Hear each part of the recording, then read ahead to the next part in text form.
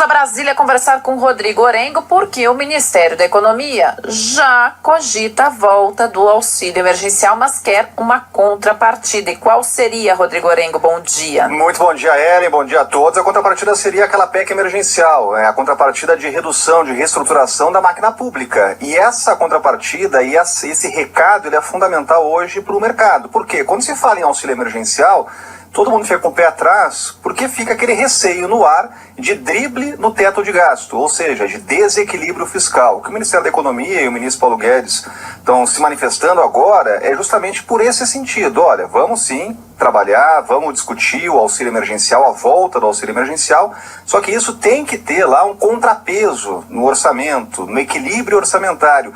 E seria uma redução e contenção de gastos no setor público. Essa é a lógica da PEC emergencial. Para a gente lembrar, essa proposta de emenda à Constituição que não foi aprovada, os parlamentares não cumpriram o dever de casa, saíram em férias, em recesso, antes de tocar nessa pauta. Essa matéria, ela cria até e prevê criar até gatilhos de redução de salário e jornada de servidores em casos de crise. Foi o que aconteceu na iniciativa privada.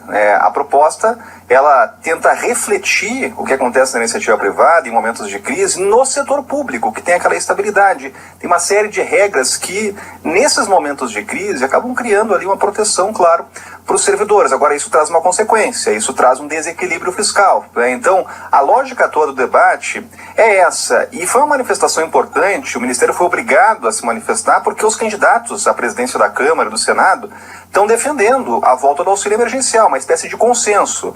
Porque muitas pessoas, a gente está falando de 20 milhões aí de brasileiros, que ficaram sem o auxílio emergencial e ainda não têm uma alternativa. Os níveis de emprego ainda estão preocupantes. A gente está num momento de crise. Então, qual é a alternativa que se dá num momento como esse? Bom, os candidatos estão defendendo isso. O debate imediato, emergencial, de uma espécie de auxílio ou de uma reformulação do Bolsa Família. Agora, para isso, vão ter que se comprometer realmente a cortar na carne, a fazer a história do dever de casa, a reestruturar a máquina pública para abrir espaço no orçamento. Aliás, a gente não tem orçamento votado ainda neste ano. É mais uma coisa que os parlamentares deixaram de fazer antes de entrar no recesso. Então, o primeiro ato aí do presidente do Senado, principalmente, que mexe com o orçamento, que é o presidente do Congresso, vai ser conduzir esse debate para, logo de imediato, votar o orçamento e aí encaminhar esse debate aí de uma alternativa ao auxílio emergencial. Tem muita gente precisando e a classe política aí precisa dar uma resposta.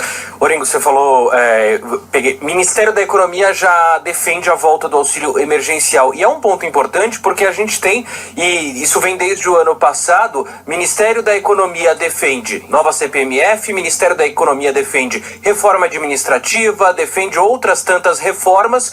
E quando a gente vê que isso pode resultar em um aumento de impostos, furar o teto de gastos, o Ministério da Economia defende, Paulo Guedes, o Palácio do Planalto, o presidente Jair Bolsonaro, diz que não.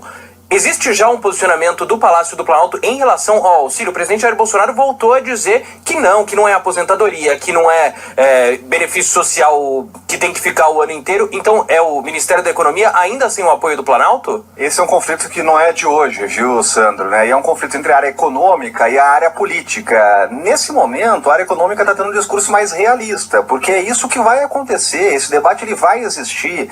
Então, é aquela coisa, se ele vai existir, que se ofereça uma contrapartida. Que realmente se abra um caminho para uma reestruturação da máquina pública, de buscar um equilíbrio fiscal, porque você realmente aprovar o auxílio emergencial sem dar contrapartidas é realmente abrir espaço aí para esse desequilíbrio, no momento que a gente sabe que o déficit fiscal está aumentando. Agora, essa espécie aí de conflito entre essas duas áreas, a política e a econômica, é algo que a gente já está acostumado a ver aqui em Brasília. Claro que a área política tenta pesar o apoio do governo para uma política desenvolvimentista de auxílio. O Ministério da Economia, do outro lado, pede equilíbrio fiscal. Então isso vai acontecer. O importante agora é que, logo depois da eleição à presidência do Congresso, esse tema vai voltar e aí esse debate do auxílio emergencial vai aquecer aqui no Congresso. Falando em economia ainda, o presidente Jair Bolsonaro não quis participar do Fórum de Davos, que acontece de forma virtual nesse ano.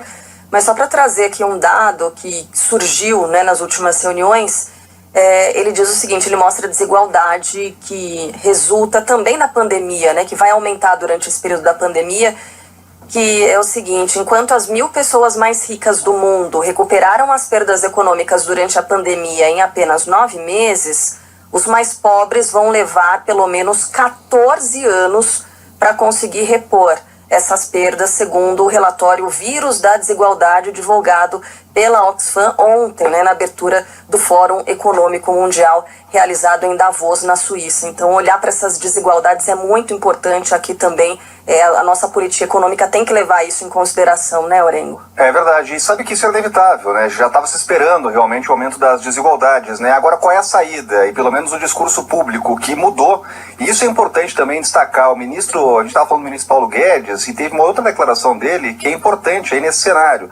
Ele está defendendo a vacinação em massa como uma saída econômica. Isso é fundamental. Então, é um discurso agora oficial do governo de aposta na vacinação em massa e não em alternativas contestadas, aquela história dos remédios. Não, é vacinação em massa para retomar o crescimento econômico. Agora é uma voz forte do governo defendendo essa linha.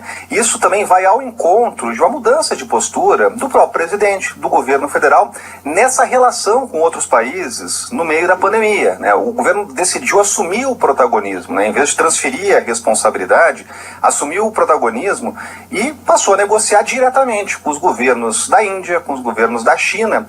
E aí veio a notícia tão esperada, a liberação do insumo da China. O governo estava sendo muito pressionado para isso, para assumir publicamente esse compromisso de negociação com outros países. Governadores, os 27, tinham assinado uma carta pedindo que o governo realmente colocasse todos os esforços aí diplomáticos para liberar esses insumos. Empresários, também pesquisadores da Fiocruz, do Butantan. Então a solicitação, a reivindicação, a pressão estava saindo de todos os lados aqui. E o governo agora assume esse compromisso público e muda a postura, muda o discurso que foi bem recebido aqui em Brasília, né? Se antes a gente ouvia a história, olha, vacina do Dória, vacina da China, lançando suspeitas aí sobre a origem da vacina, agora não, a vacina do Brasil, confiança na vacina, discussão e relações diplomáticas de alto nível com outros países. Então isso mudou, e essa mudança de postura, né, deixando aquela chamada guerra ideológica de lado e optando por uma política externa de mais pragmatismo, é claro que foi bem recebida. Esse era um pedido aqui de parlamentares, até de aliados, que solicitavam ao governo que mudasse essa lógica aí de negociação externa, de política externa, e o que foi muito bem recebido. E mais importante, apesar dessas brigas políticas, e esse tema ele foi politizado entre o governador, entre o presidente, o mais importante é que finalmente o IFA, que é o produto mais procurado hoje no mundo, esse insumo para a produção da Coronavac, da vacina de Oxford, vai ser liberado até o fim da semana, segundo o governo, e pode liberar aí a produção